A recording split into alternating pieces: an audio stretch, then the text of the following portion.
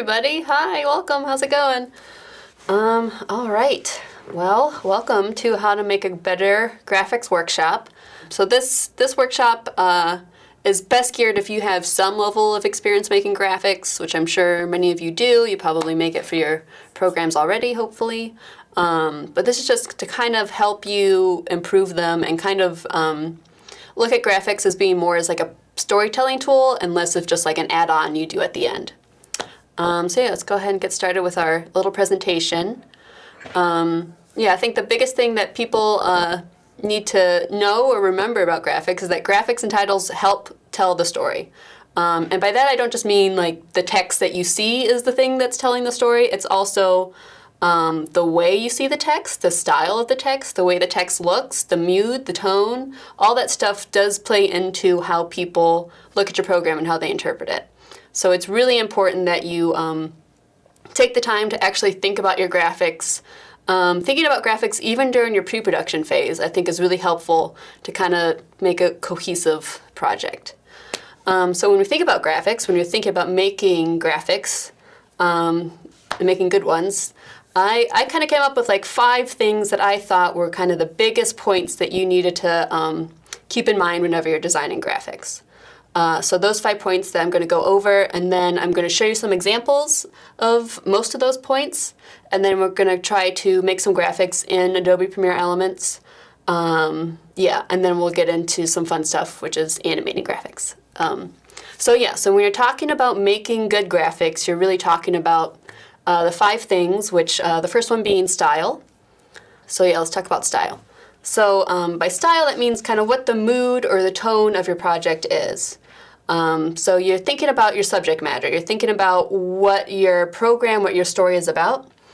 And that's going to have a lot of bearing on the style choices that you make. And so when we're talking about style, we're talking about things like color. We're talking about shape and texture. And we're also talking about typeface. So today I'm just going to focus on typeface and color. I feel like we all know what shapes are, so. All right, so we're talking about color. There's a few things to think about when you're thinking about color. This first thing that I'm showing you right now, this graphic on color, is talking about color when it comes to mood, feeling, tone. So on the top half, you see kind of the warmer colors of the spectrum. Those colors kind of have different connotations as far as what kind of mood they portray. And then at the bottom, you see the cooler side of things and kind of the mood or tone that those colors portray.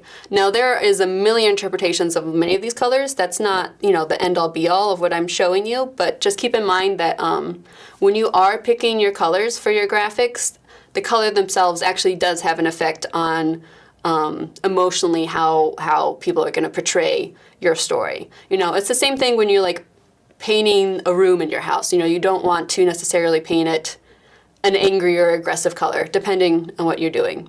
Like how at McDonald's they paint things red and yellow because that seems to somehow like make people feel hungry. Like those are all things that play into people's interpretation, even if it's very subconsciously. It really does play a part.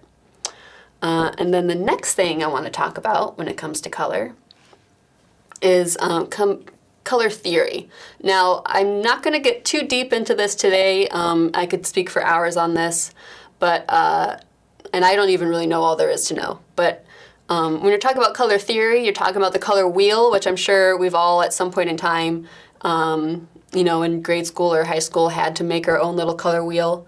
And that stuff still plays part in how you design things today. So, the colors you choose, the corresponding colors that you choose, your color palette, that means the colors you're using when you're making your graphics, they should usually are all going to kind of use some part of color theory when you're picking them. And this might be something that you're doing and not even knowing it. When you're like, oh, this gray goes really well with this blue, or, this yellow and this red just don't mix.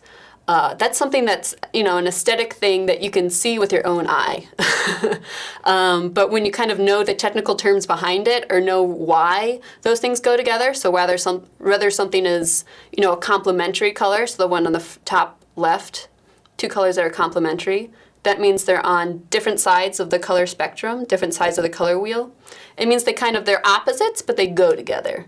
That's going to be a really common use that you're going to institute into your graphics, because you want your graphics to, one, pop amongst each other, amongst the colors themselves, but also amongst the colors of your video. You know, your graphics don't necessarily live in, you know, a void. They're actually part of your video. So the colors of your graphics should in some way complement or correspond with the colors going on in your video.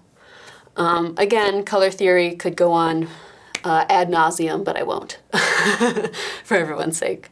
But I do have some resources at the end of this presentation that I'll make available to you guys, some of which having to do with color theory. So if you really want to dig in deep, you can do that.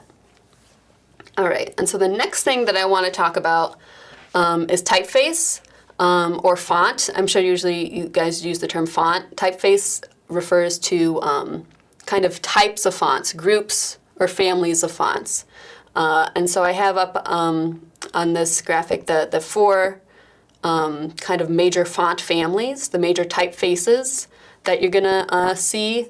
You know, all fonts kind of fall into these four families. So I'll go through each of these. So you have like your serif fonts. So those are the ones that have the little feet, the little legs on the ends. You know, they have different thicknesses. If you look at the word serif itself, you know, on the R and the I and the F, you see they got little feet that they're kind of walking on. That is itself a serif. That's a little flourish at the end of a letter.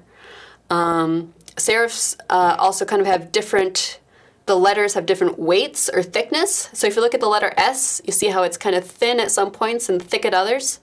So it has different weights. The weights vary on the letters themselves. When you look at serif fonts, typically serif fonts tend to say traditional or classic. You know, like, you know, Times New Roman. That's a, you know, your classic serif font. The next one I want to talk about is sans serif, which is what it sounds like. It's kind of the opposite. You know, it doesn't have the little feet. It doesn't really have the little ends or flourishes. It's kind of a lot more simple, a lot more streamlined. You see the weight or the thickness of each of the letters is the same all throughout. So that's a sans serif font. Those tend to kind of give the mood of like kind of modernity or kind of hip or cool sort of thing going on. Fonts like Helvetica, that's like the font that's on every street sign you see. That's all Helvetica. There's a great documentary about Helvetica, actually, as a font, if you ever want to watch it. It's called Helvetica. Check it out. But yeah, sans serif is a good font. It's very readable font because it is all the same weight, because it all looks the same in thickness. That means it's a very readable font, which makes it very graphic friendly. The next font family or typeface I'm going to talk about is script. Script is kind of just like what it sounds. It kind of looks a little handwritten, a little hand done. Usually the letters are connecting to themselves. Script kind of tends to, I mean, it has a few different styles kind of go into script. This one on here that I'm showing you right now is slightly more kind of retro feeling, you know. Script tends to have a little bit more of a feminine slant, a little bit more softer looking. That's what script font, or script typefaces are all about. And then the next group I'm going to talk about is decorative. So this is kind of the miscellany catch-all category of typefaces. So decorative being like they've got a little extra, you know, it's a little something more going on. They've got a lot of embellishments beyond just, say, serifs. This font, the decorative font that I'm showing you here now, has, you know, multiple lines of it. It's cool, it's great, it's kind of fun, it's really different. Obviously you're not going to want to make an entire paragraph out of this font. That doesn't seem very readable. But if you have like a couple of bold words that you really want to emphasize, then decorative is a great choice. You know, if you really want to do something different or unique, then decorative, if used sparingly, is a great typeface, great style of typefaces to get into. All right, so what I want to do is show the first example of, this is kind of both color and typeface I'm going to talk about. These are just some lower thirds from a program that we did for Can a little while back called Emptying the Closet. I would have started making the pasta sauce before the water boiled, so everything would be done at the same time. But no, An amazing place to be, both the sadness of covering people my age who were dying, but also documenting their lives because nobody else was. Yeah. Tribune certainly wasn't. The coming out the closet, or emptying the closet rather, that was a program that we did a little while back for National Coming Out Day. And so when I was making those graphics, I thought about what the subject matter was. Obviously, all LGBTQIA type content has that, the little rainbow flag. So I wanted the graphics to be really colorful. And you probably also noticed that each of my lower thirds I made a little different. They're all unique from each other, but they all are kind of using the same types of colors. They're all using the same typefaces, the same fonts. So they look cohesive even though they are technically different. And then if you want to show that graphic, that's still just one more time, just to talk about typeface real fast. So you see I used his name, Archie, is super bold, a sans serif typeface, but very bold and large. And then the subtitle, what he's affiliated with, is in a serif font that's thinner. It's a lighter weight font. So that has a lot to do with, obviously you want the person's name to be the most prevalent thing. You want the person to see the information that's the most important first. That has to do with something called hierarchy, which we'll talk about in a minute. But with this graphic, you can you see the name first, you read it first, and then you get the secondary information after that. That's the most important thing to keep in mind when you're making lower thirds or most graphics is what's the thing that they need to read first, and then go down from there. Make sure that the most important piece of information is the most obvious piece of information. That means the eye goes to it first. And that doesn't always mean that it has to be the biggest thing. Sometimes it just needs to be the brightest or the boldest, or the placement of it just needs to be in a certain way for it to be the first thing that people see. But that is something that you need to take into account with making your graphics, is what's the most important piece of information that people need to get first. All right. Okay, so next I'm gonna actually play around with style here in Adobe Premiere Elements. I'm gonna make something from scratch. I actually was hoping that maybe if you guys could help me out, maybe kind of throw out a name for a show, a fake program, just type in the chat, and then maybe I'll just make a little graphic off of that. First one in, we'll get it. If somebody wants to type in the chat, just maybe the name of some sort of show or program. Let's see. Okay. All right, Julie. Well, I guess since that is the. Let's see. And then we have Jurassic Fun Times. Okay. You know what? I might be able to do both of those real quick. We'll see. We'll go ahead and cut to my screen here. All right. So here I am in Adobe Premiere Elements. I kind of got this program, this project kind of prepped and ready for today. So I've got a bunch of other stuff in there. We'll just ignore it for now. I'm gonna real quick just go ahead and make just a simple text. All right, so I'm going over here, up here to text, new text, default text. There we go. And then I'll go ahead and, what was the first one? Society of St. Adalbert. Just reading these two things, Society of St. Adalbert and Jurassic Fun Times, just reading the titles themselves, you can kind of tell that they probably both have, drastically different styles that they're probably going for just by reading the title. So that just makes it all the more important that I design according to that. So if I were to just go ahead and type in Society of St. Adalbert. Hopefully I'm pronouncing that right. Let me know if I am, Julie. All right, so here we are. I think I put that in, right? Oh, cool. Great. Okay, so I'm going to go ahead and just, I have it all typed out. I'm going to go ahead and center it up over here where the align buttons are. So now I'm nice in the center. Okay, so just looking at this font, this was just the default font that was already on there. And I mean, if I'm thinking about, a church, which is kind of a classic traditional seeming thing, frankly, this serif font right here is kind of spot on, more or less, It kind of does read to me as being something a little bit more classic. But let's see what it looks like if I pick something else. So if I'm over here in my little font picker section, I might kind of go for something that's maybe equally as traditional, but just different. Let's see. That looks a little too, that one, it's got a serif to it, but it looks a little too modern for me. Let's see. That's not bad either. Okay, so I'm gonna probably stick with this serif font, I think. And then I'm probably gonna go ahead and play with maybe a background color.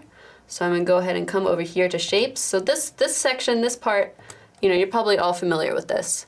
Just going back here and picking a shape and then drawing it out. I got my little square here. I'm gonna pick a color. So let's see, I might kind of do, if I want to do something that's a complementary color scheme, then maybe if I want to pick a hue that's maybe a little bit bluer, something like this, a little slightly pale blue. I'm going to use that.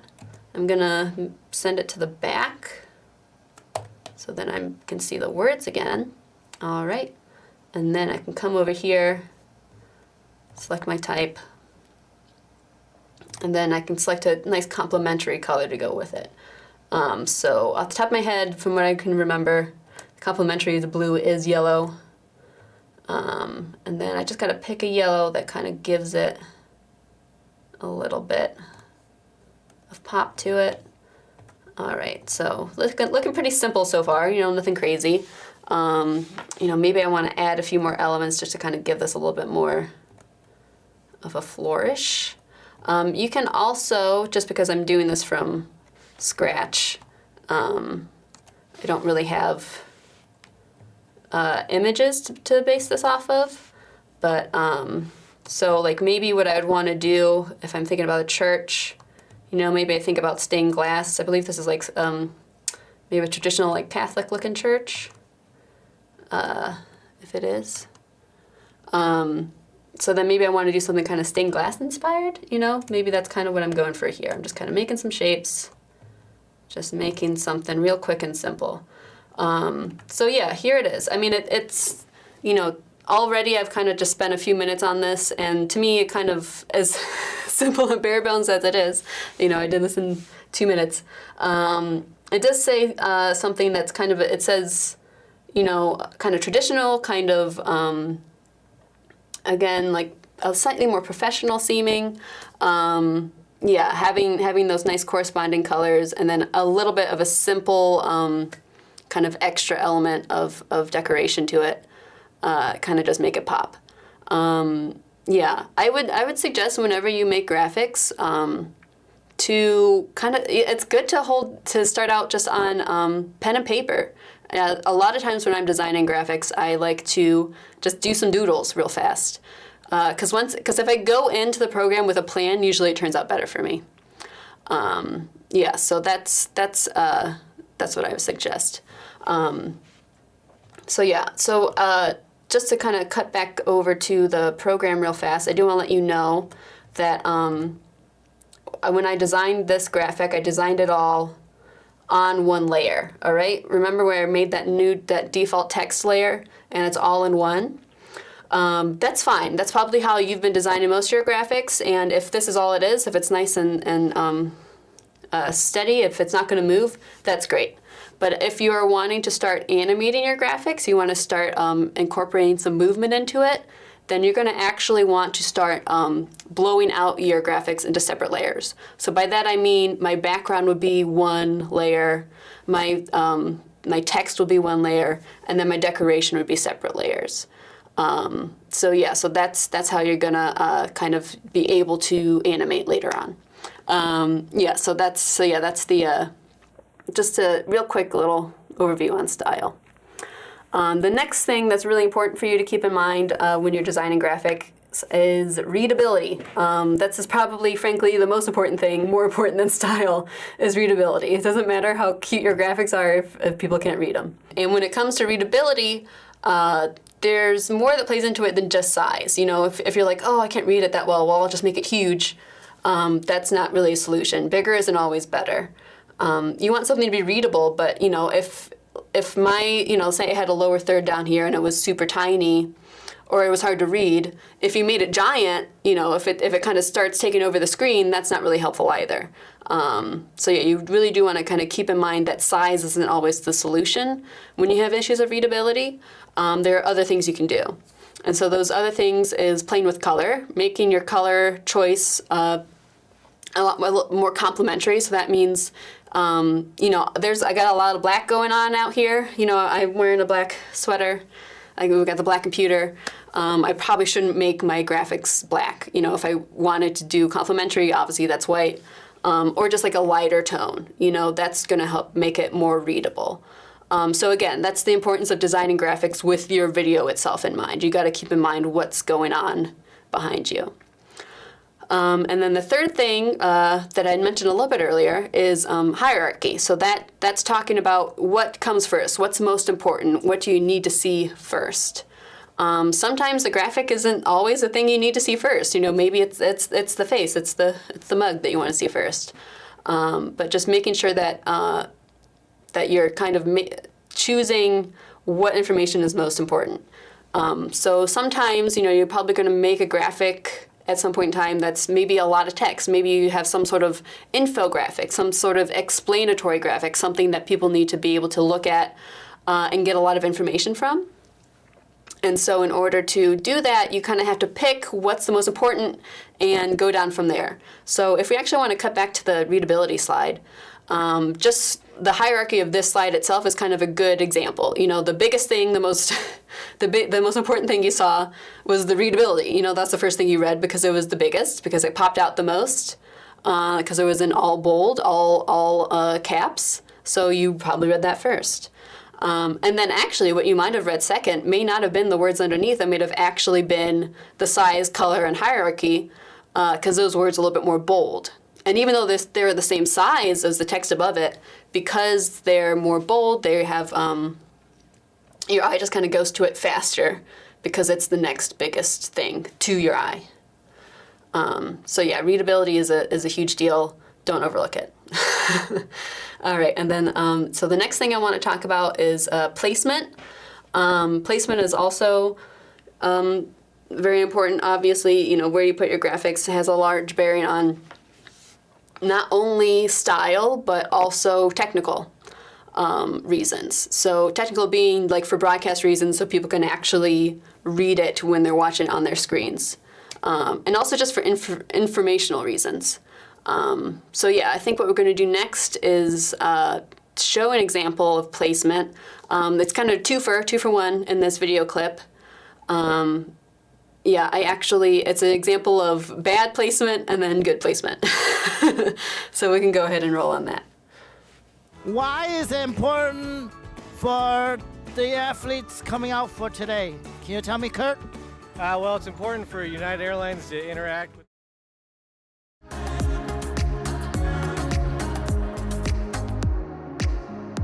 Hi, this is Dinesh Thomas. Welcome to the Special Olympics Chicago Sports Report on CAN TV. It's already November and the days are getting colder and shorter.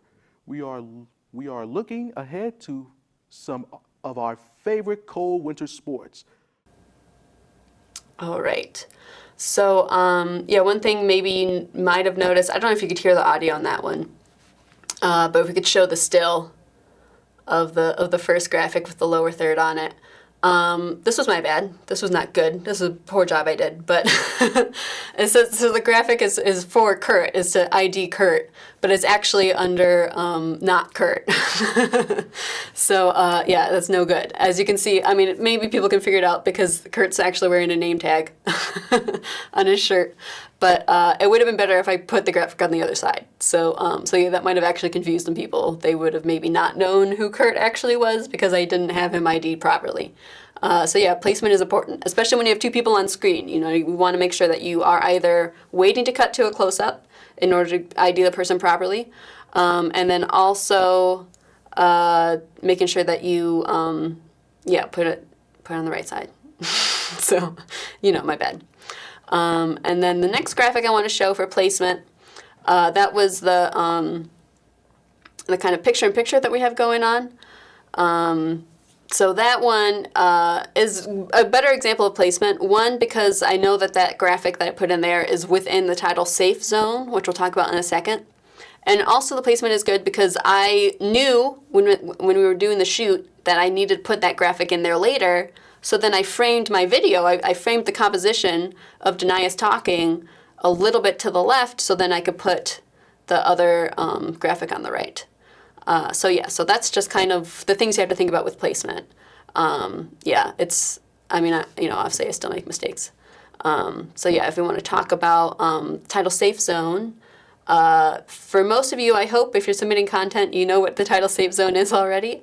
So that's just kind of the technical requirements for all content that's sent to anywhere really, is making sure that your graphics, your text is falling in the title safe zone. So if you look at the tiny little screen example that's on the bottom left, you kind of see those there's 3 sets of lines.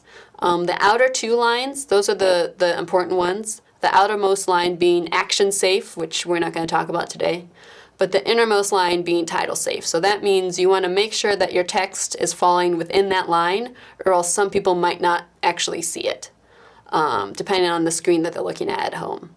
So you want to always make sure that things fall within your title safe zone.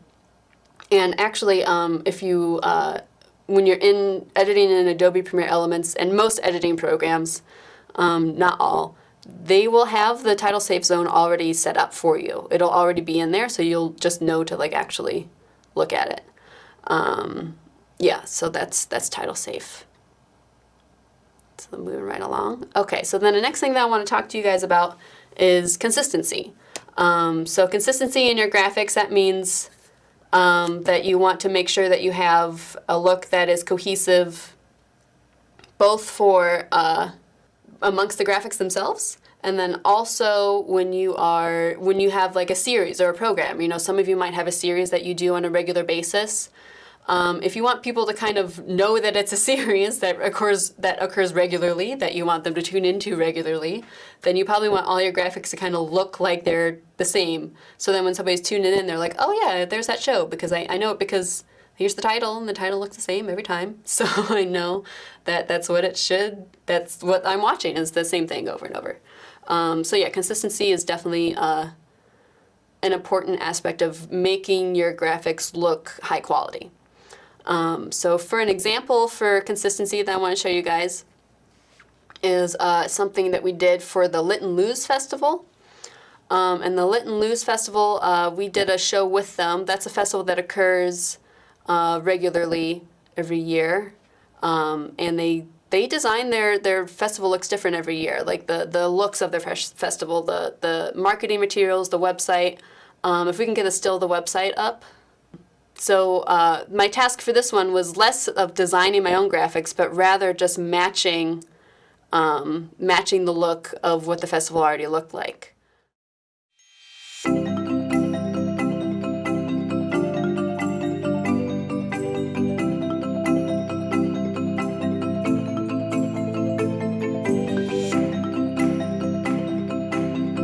Buenas tardes, bienvenidas, bienvenidos, bienvenides a todos. Gracias por acompañarnos esta tarde.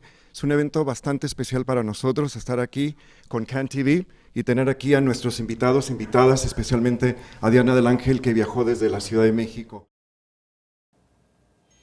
All right, so yeah, you see there was an example of a little title sequence at the beginning with an intro to the festival, and then also the lower third. And you see that they played with each other. They were the same color. They kind of had the same styles of shapes. If we could pull up some stills of that, that'd be great. You see, I kind of was playing around with different shapes, different lines, circles. These are all things that were part of their branding already, and I just tried to recreate it. And then if you look at the lower third, if we can pull that one up, It's just the same thing. I just kind of resized things, rejiggered things around, just kind of following along with the same thing. So even though they are different things, they look like they're from the same place. You know, they got the same fonts, same colors, same shapes. Yeah, so that's kind of the important thing for consistency. Yeah, that one was fun. Yeah, that was a fun one to do. So yeah, I think this is the final thing we're going to talk about before we get into the fun stuff, and that's timing. So yeah, the timing of your graphics is very important. Not only like when they go on, but how long they're on. And there is no hard and fast rule for this. It really does depend on what is happening, what the information is. So I can't tell you like, you know, all graphics should be on for 5 seconds. Like that's just not a fact that exists. I will say though, for a good rule of thumb, a good judgment bearing is any graphic, any text that you see on screen, you should be able to read through twice. That's kind of like a good catch-all to make sure that you're not going too slow or too fast. If it's on there for longer than that, then it might become a little, people might get bored, frankly. Yeah, so then now if we can move on to another demo that I can show you guys. And that is making, we can make a real quick lower third. So if I go ahead, come on, elements. All right, so we got some monster friends here in this little video that I got going on. And we're going to give these guys some lower thirds. All right. Eric, I can't remember what these guys' names were. Can you remind me what this guy's name was? I'm going to go ahead and just go to New Text, Default Text. And then that text is going to actually just pop up on the track above. So my video is on video track 1, and now my text is on video track 2. Okay, looks like this guy's name was Squeaky. Okay, cool. All right. So already you can tell just by looking at it that I'm gonna definitely have to, you know, play around with the colors here because this white just ain't gonna cut it. But I'm gonna go ahead and type in my graphics first. So this is Squeaky. I wonder if he has a profession. Does Squeaky have a profession? I guess he's just a professional orc. That's his profession. All right. The other thing that I'll tell you when you're designing graphics, get all the information on there first and then play around with it. You know, you don't want to just sit there and just be like, have the first word and then spend all your time, you know, designing that first word. And then you realize, oh, okay, I have like 8 other lines of text I need to put in here and I don't have any room left. So just make sure you get all your information on the screen and then design from there. That's going to just make your life easier. All right. Oh, it looks like he's a boiler worker. Let me go ahead and just kind of correct that real fast. He's a boiler worker. All right. Now I'm going to go ahead and move these into their proper location. You see, I can barely see the Squeaky because it's just so white. All right.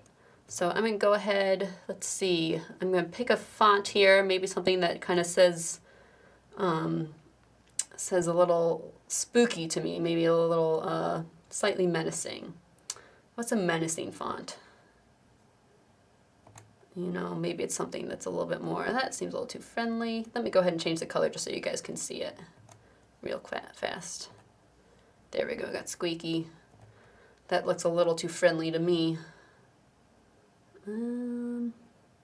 Oh, that's not bad either. Maybe I want to go with something that's a little bit more scripty. Let's see if we have any script fonts in here that I like. I'll stick with this. How about this one? All right. So we got Squeaky. He's a boiler worker. Also, another thing about fonts when you're choosing out fonts and designing for any graphics really, it's best to kind of mix and match.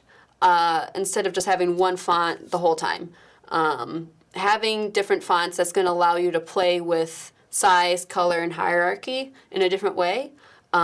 Usually a good rule of thumb is if you have like a serif font or a bold font, you want something that's maybe a little bit more simple and thin. So they'll kind of correspond with each other nicely. that's a pretty big deal. If you kind of pick two solid fonts that kind of go with each other, that's another thing that's just going to kind of really level up the style and the look of your graphics. So yeah, so I got my squeaky here, and then I might just pick something a little bit simple for his job. Okay. So there we go. Got Squeaky, he's a boiler worker.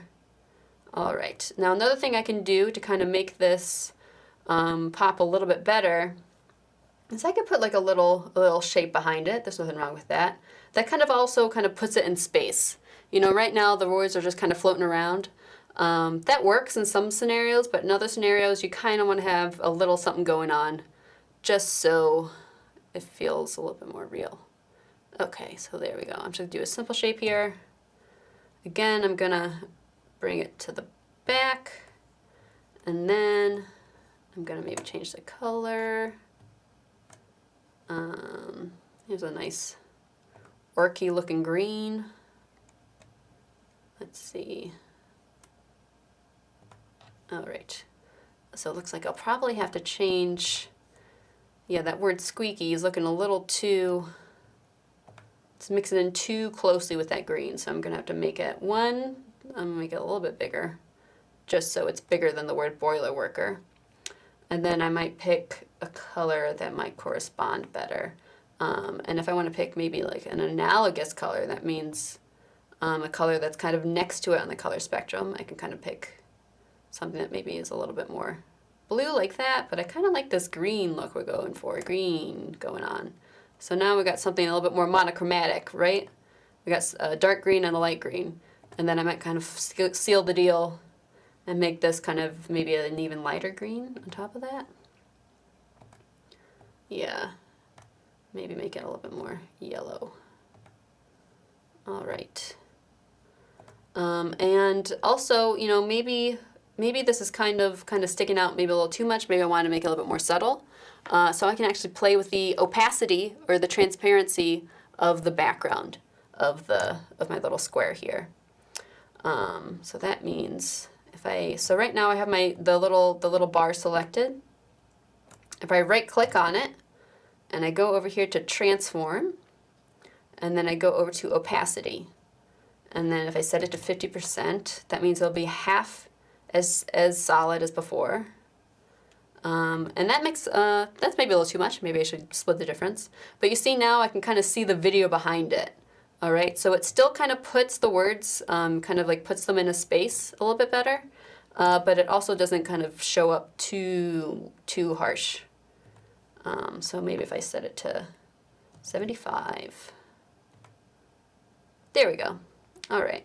So yeah, just a really simple lower third. You see that I'm kind of within my title safe zone. I've got two different font weights going on. That's a good thing. Yeah, and the colors kind of go with each other pretty okay in my book. Yeah, so we're going to kind of hustle right along here and get into the real fun stuff.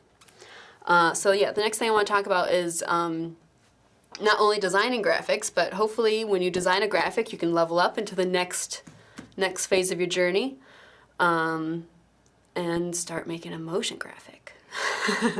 And so when you're making a motion graphic, that means anything that any graphic that you make that incorporates movement or is animated, that's considered a motion graphic.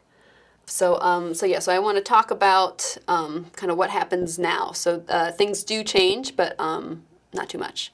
So yeah, when you're designing graphics, you know, those same core rules still apply. Those 5 things that we talked about with style, consistency, readability, timing, and placement, all still take effect. Now it's just, you know, maybe a little bit more complex. You got one layer added to it, which is time, essentially. So when you're dealing with motion graphics, that means things are changing from point A to point B, as opposed to it just being the same the whole way through.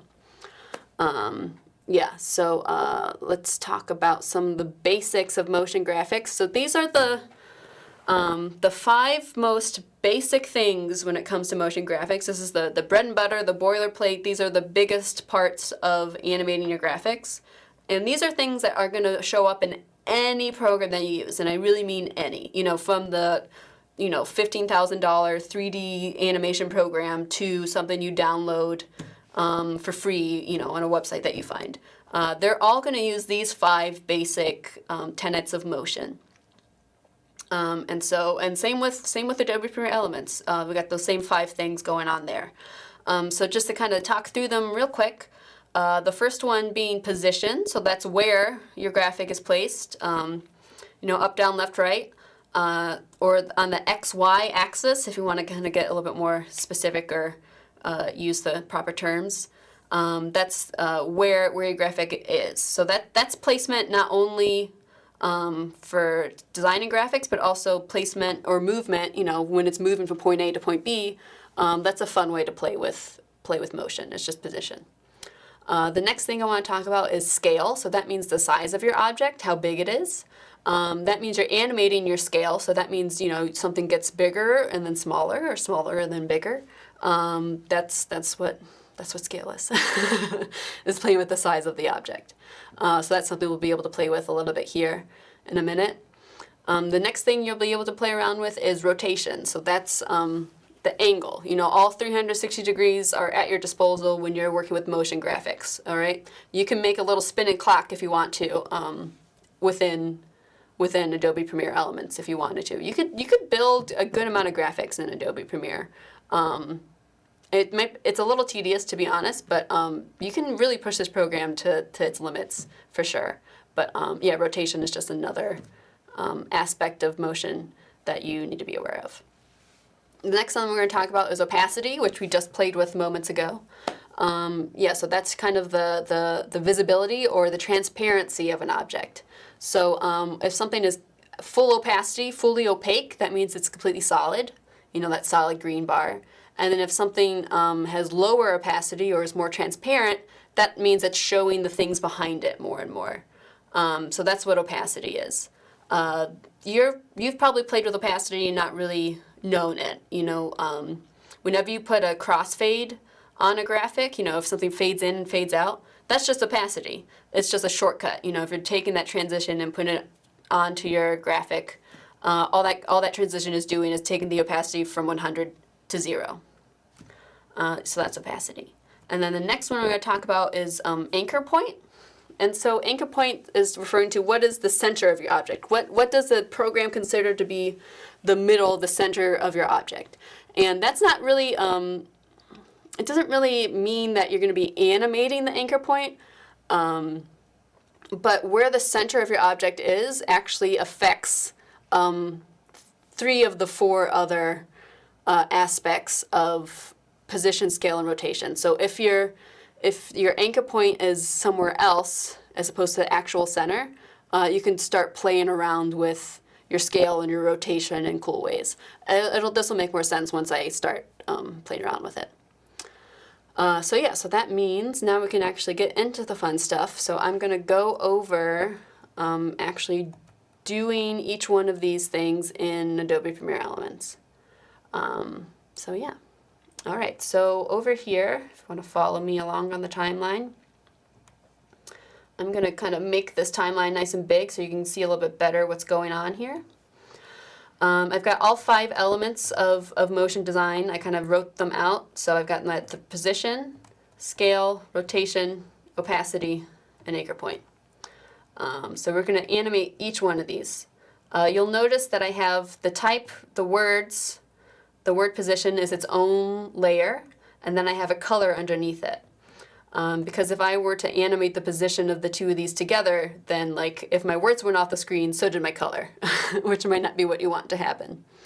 Let's go ahead and play with position. I'm going to go ahead and zoom in on the timeline here so you can see a little bit better. All right, so this is just a little 5-second thing that we got going on here.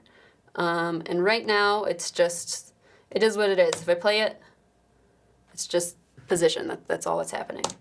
But now if I want to play with position, then I need to start using keyframes. So if we can kind of get that graphic up about keyframes real fast. Keyframes and handles. So like I said, when you're using creating motion graphics, you're playing with time. So that means you got to go from point A to point B. And point A and point B are made with keyframes. So for those of you who have experience with Adobe Premiere Elements, which I hope you do, you've used keyframes when you are adjusting your audio levels, yeah? If you have a moment that's too loud or too quiet, you've used keyframes to kind of adjust the level bar in the program. And so you're going to be doing the same thing when you're using keyframes here. And then next, hopefully we'll have time, I'm going to go over using handles on your keyframes. So that means, when you're making keyframes, when you're making something loud, moving something from point A to point B, it's easy for it to kind of go super linearly. So what I mean to say that it's kind of, if you just have like a keyframe here and a keyframe here, it's just going bop, bop, and it's kind of straight. If you're using handles, you can actually make that line a little bit more curved. And we'll see what that means in a minute.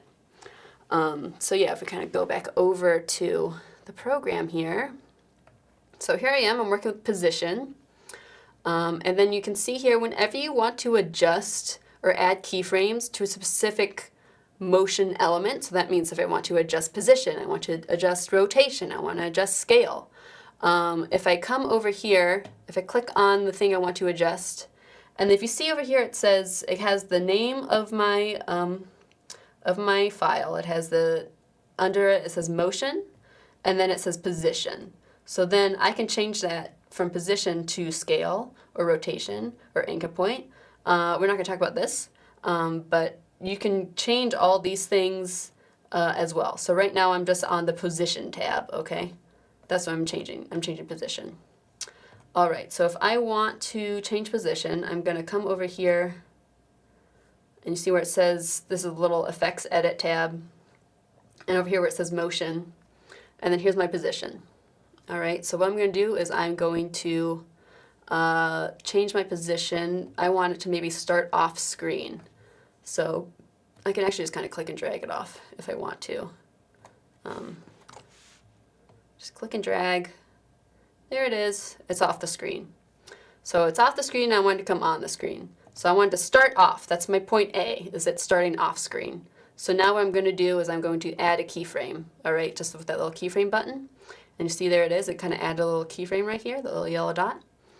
And now I'm gonna kind of go along, maybe I want it to come on the frame, in about a second. So then that's over here. So then now what I'm gonna do is I'm just gonna drag it over and put it right back where it was. All right, easy enough. And now if you look at the words, if I zoom in here, hopefully you can see on Zoom, but you see this little blue circle, and then there's a bunch of little blue dots after it. So that's telling me this is where it's going. This is kind of its little trail that it's leaving. It's telling me it's moving from there to here. So now if I go and I'm playing on the timeline, so if I just go ahead and play it through the timeline, see there it is. All right, just flying right in there. You'll see maybe when it's playing through, it kind of looks, it looks like it's underwater, a little wiggly. That just means I just have to render my timeline. It'll play back smooth if I render my timeline. So I'll go ahead and do that. Hopefully this won't take too long. There we go. Cool. Okay, so now if I play it, there it is, position. All right. So that's, real simple animation, right? Nothing crazy, just going from point A to point B. So that's playing with position. I'm going to quickly jump along, and now we're going to start playing with scale. All right, so that's the next thing I have here. Again, on the scale, you see that I have the word scale is on its own track. It's its own thing. And then the color, my little hot pink, is on its own thing over there. All right, so if I'm going to go ahead and zoom in here. And then right now it looks like if I click on the scale track, right now if I were to add keyframes, I'd actually would be playing with opacity. So I don't want to do that. I want to play with scale. So there we are, we moved on to scale. All right, so then if my point A, maybe I want it to be small at the start. So that means I can scale down. So I'm going to play with scale over here. I got that bar on the right. Make it super tiny. All right. I'm going to add a keyframe. Then I'm going to move forward in time. And then I'm going to scale up. All right. And then maybe if I want to do a third thing, I can maybe make it scale even bigger. And then if I go even further, I can make it scale back. All right, so now I just added 4 keyframes. Let's go ahead and see what that looks like. All right, so it kind of looks like it's coming at you, you know, a little bit. It's kind of zooming in, and then it's kind of falling back. Now you can do a lot with kind of playing around with things kind of bouncing back and forward, maybe bouncing in and out. You know, right now these movements, they look good. They probably seem a little robotic, you know, a little point A to point B. So yeah, just keep in mind that those handles that I talked about, that will do a lot to kind of help make things a little bit smoother, a little less robot-y. So the next thing I want to talk about is rotation. All right, so here we are. If I click over here on rotation, and then I kind of do the little drop down, it looks like I'm already set to rotation, which is good. Rotation. And so I just want this to maybe do a nice little 360 turn, you know, just a own little somersault. So what I'm going to do is I'm going to come back over here to the effects tab. And here it is, rotation. I have it set, I'll have it start here. All right, it's already at 0. I'm going to add a keyframe. All right, here I am adding a keyframe. I'm moving forward in time. And then I'm going to spin it around. All right, and maybe I want to do a full 360, something like that. So you see, if you look at these numbers over here on the right, you'll see that it went from saying like 323 degrees, you know, 354, and then it went to 1x. So that means I could spin this in multiple times. I could spin this as many times as I like, but I'm just gonna spin it once. So I'm gonna just make this say 360. I'm typing it in. All right, there we go. So let's see. So it should automatically make a keyframe. So now let's play it back. There it is. Quick little spin. Yeah, so that's that. Once I play with the next component, we can have even more fun with rotation. But here it is, just doing a full 360. Now keep in mind, just because I'm playing with rotation on this one, I can still play with position. I can make it spin and move. That's totally cool. This program can handle it. But I'll get back to that in a minute. All right, the next thing we're going to play with is opacity. This one is, I mean, pretty straightforward. Yeah, I'm just going to kind of maybe I want it to start off at 0 and then go to 100. So now if I look at the clip, see where it's listed, it says that it's showing me opacity, which is good. So that means when I add keyframes, I'm adding keyframes to the opacity. And then here I'm going to actually work backwards. So I'm going to start with my point B, which will be it at 100%, which is what it's at now. It's at 100% opacity. I can just tell by looking at it. And then my point A will be 0. So that means I could come over here to where it says opacity. And then bring it all the way down. There we go. So you might have noticed, you know, every time you click on literally any clip that you put in, it means that you are these motion and opacity is going to be on every single video clip. Every single thing that you put in the timeline is going to have these adjustments you can do to it. So this video clip that I have here of it's like a little ocean. It's a lake. But you see, just by clicking on it, I can do the same things. I could play with position, I could play with scale, I could play with rotation and opacity. These are things that are tools that are automatically put into every single clip, every single asset, every single picture. You can play with all of these things in it. It's not just for graphics. It's not just for text. You can make the scale of your pictures kind of go in and out. You can make them spin. You can change their position. You can play around with it quite a bit. So yeah, okay. So So you're just looking at opacity. I mean, yeah, it's nothing crazy, guys. There it is. It just kind of pops on. Yeah, so that's what that is. You can see it go from 0 to 100 right here, just by looking at the keyframe. I can make these adjustments, make keyframes adjustments on just by moving the keyframes on the little timeline as well. So if I actually drag this keyframe down, that means it will only go from 0 to maybe 80. I'm not sure what it looks like. I feel like my opacity, 59%. So yeah, I can change my adjustments with the actual keyframe itself. I can change my mind. So yeah, so now it's going from 0 to 100, or 88. There we go. You know, you can have fun with this with opacity. I mean, it's pretty simple, but you can actually do some fun things. You know, maybe if you want like a flickering light bulb effect, you can do that with opacity. You know, easy enough. I think I was trying to play around with adding an additional effect with this little alpha glow. If you look over here, I just didn't really look how I wanted. I thought like, oh, maybe I can make it look like a light bulb, but it just didn't really pan out. It looks a little, but you can see how it kind of has some sort of like glow effect. Yeah, so that's another thing beyond what we can do today. But just know that all the effects that are in Adobe Premiere Elements, or basically any editing program, you can add those to text as well. They're not only exclusively for video. You can kind of really go crazy at a certain point. I'm sure, you know, things will probably start running pretty slow after a certain point, but have fun. You know, play around. Really, just like the world is your oyster. Just start throwing effects on there. See what sticks. See what looks good. You know, there's no right or wrong way to use anything. Whatever gets you there, frankly. All right, and so the last tenet of motion graphics is the anchor point. So like I said, the anchor point itself isn't really a thing that can be quote unquote, you know, animated. It's a tool that can be used with the other things, with rotation, with scale, with position. But just so you know, if I were to just the anchor point, yeah, things won't really move around.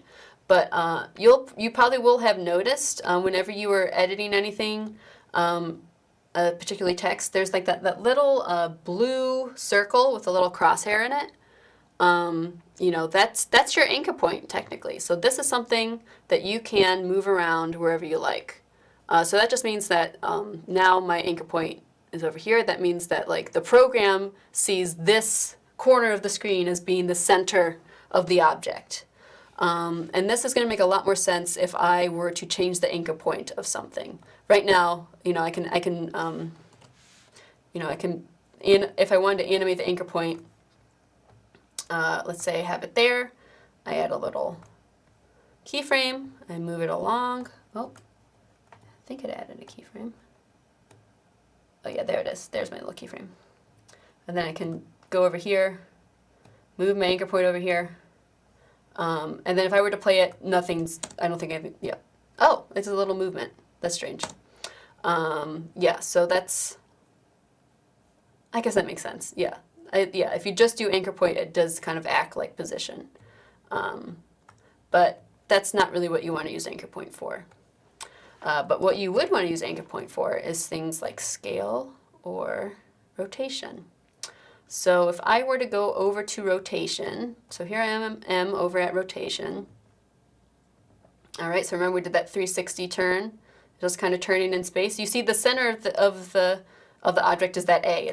That's where the anchor point is, right in the middle of the A. That's its default, is the center of the image. But if I were to play around with the anchor point, if I were to make it be something else, so that means I'm going to go ahead and zoom in here. So remember, if you want to zoom in and out on the timeline in Premiere Elements, that's the plus and the minus key on the keyboard. Super easy keyboard shortcut. I use it all the time. Okay, so now, right now I'm looking at the rotation, and then if I want to instead change the anchor point, and maybe actually the anchor point is kind of up here instead. Let's see how that changes. See, now it looks like the rotation is almost kind of like it's on a swing, right? It's no longer spinning in place. it's kind of on a different axis. I can also just kind of scoot it back up here. All right. So let me go ahead and, yeah, there it is. It kind of swings in and out. So that's what anchor points can do. It can change the way these other motion things affect an object. So now, as opposed to being just in the center, my anchor point is above the word rotation, which makes it kind of act like it's swinging in and out of the frame, which is a fun little thing to do. If I were to then go over to the scale and play with anchor point, right now you see that when it's scaling in and out, it's scaling from the center of the word, all right? If I were to change the anchor point here, and instead I wanted to scale from maybe below the word, let's see what happens. It kind of starts scaling. It kind of looks like it's kind of moving up. It looks like it's got an upward trajectory. The scale does, all right? So these are just, yeah, I mean, the anchor point really makes more sense being used in conjunction with another movement. So yeah, so that's that. And then real quick, I do want to show you guys how to play around with curves and handles. I don't want to, this is a really important thing that will kind of just make your animations look that much better. So real quick. Okay, so like I was trying to say earlier with, you see how it's just kind of moving from point A to point B. It's a hard line where it's going from there to there. And by the hard line, I mean that yellow bar. The yellow bar is just a straight line. But it doesn't have to be. So if I right click on the keyframe itself, but if you hover your mouse over the keyframe itself on the timeline and you right click, then you see I got these options here. So I got linear, Bezier, and then all these other auto, continuous Bezier, easy in, ease out. I personally don't, the way that those things affect an object is different in every program, so I can't totally explain each one of these, but let me go ahead and just click Bezier. Let's see what happens. All right, and then it looks like I got like, here's what I'm talking about handlebar. There's this little blue thing that I'm playing around with, and you see how it's making the yellow line change shape. It's kind of getting a little curvy. It's kind of changing. So let's see what happens if I play it back now. I might render it real fast so it plays back smooth.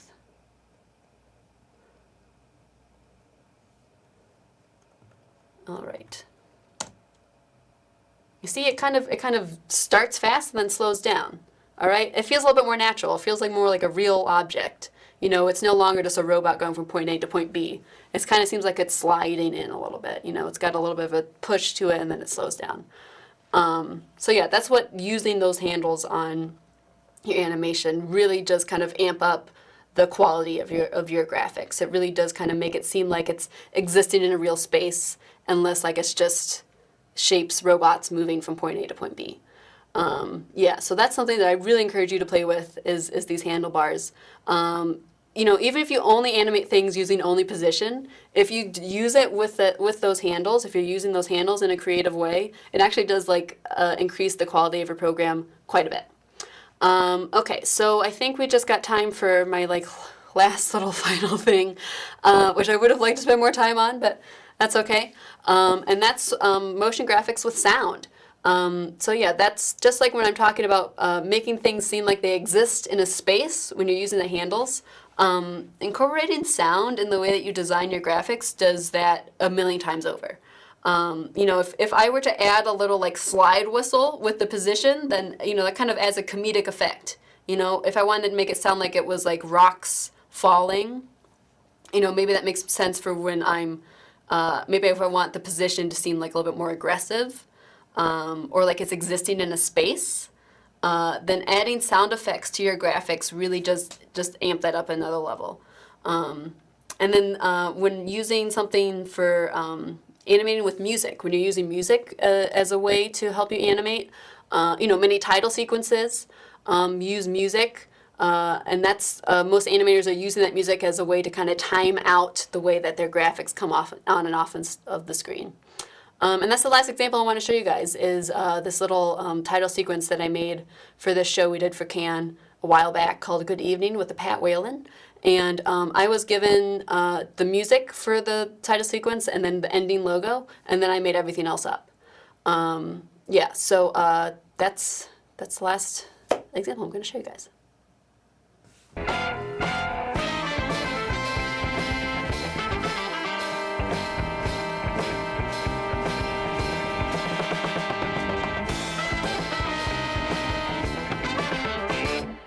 All right.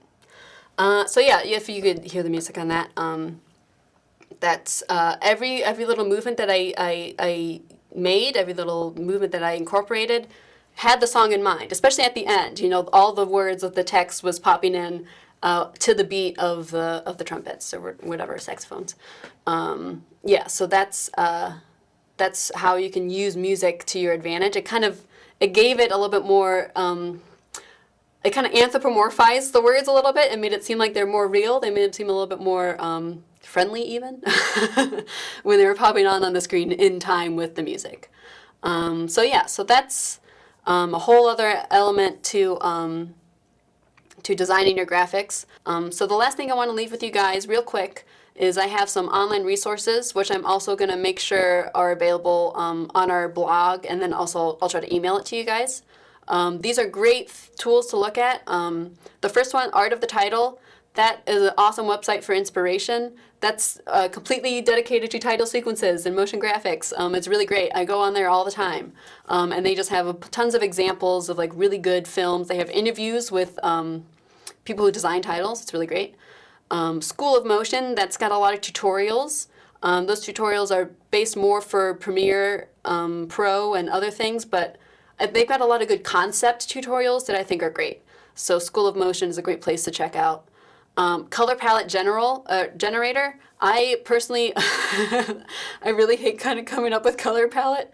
It's just not my forte, to be honest. So I tend to cheat and use the Color Palette Generator very often. It's a great tool. And then that final thing I want to talk about is the Color Theory in Film. It's a great little link to kind of check out. Just kind of talks about how color affects the story or the mood in film. This has more to do with color grading, but I think it also definitely has a lot to do with graphic design. Okay, all right. I hope that wasn't too much for you guys. I hope you guys enjoyed it. I don't know if we have time for any questions. I don't think we do. Yeah, so that's it. Email me questions if you have questions. I'd be happy to talk about it more. So that's all we got for you guys. Thanks for tuning in. I hope you enjoyed it. And yeah, see you next week maybe for the next workshop. Have a good one, guys.